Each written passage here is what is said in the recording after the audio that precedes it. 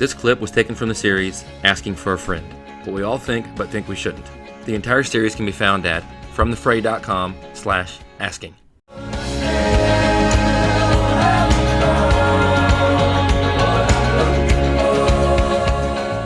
Because Solomon needs to say something to us that he shouldn't have to say, but he does. Very next verse. 13, verse 13. It's better to be a poor but wise youth than an old and foolish king who refuses all advice. Solomon's saying here, always have a teachable spirit. On every topic at all times, maintain a teachable spirit. Nobody likes a know-it-all who always has to add value to whatever you say. And you know what I mean, right? Someone who has to always, whatever you say, they have to one-up it or fix it or correct it. Like, let me just ask you, seriously. I like grammar as much as the next guy. But do you really need to fix anybody's grammar? Like stop a mid-sentence and tell them they said a word? Do you really need to do that? No. Have a teachable spirit.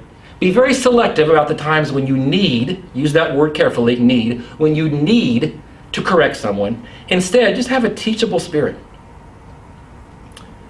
One of my heroes, Colin Powell, says that the 4 most empowering words in your vocabulary are, what is your opinion?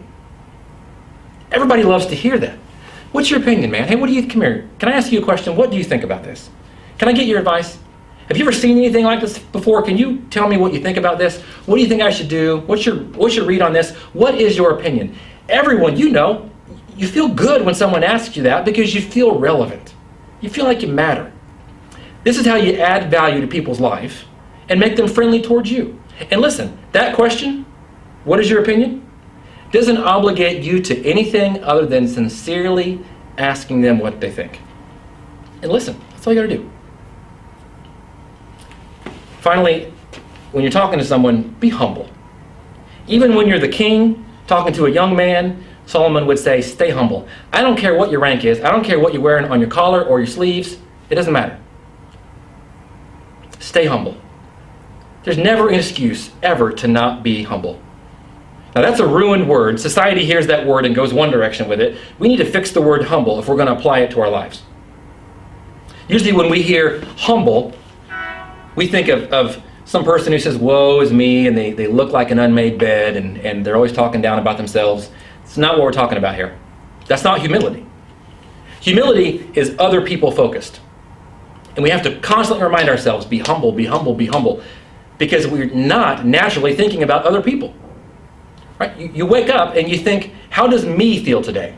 What do I want to do? What should I do? Why did he say that about me? What does she think about me? Why did she say that? Why didn't he come? Why isn't he here? We're always thinking, me, what is she? What are they thinking about me? Here's the problem with that. They're not thinking about you. They're thinking about the same thing you're thinking about, which is themselves. A humble person knows that. Be humble. Think about other people.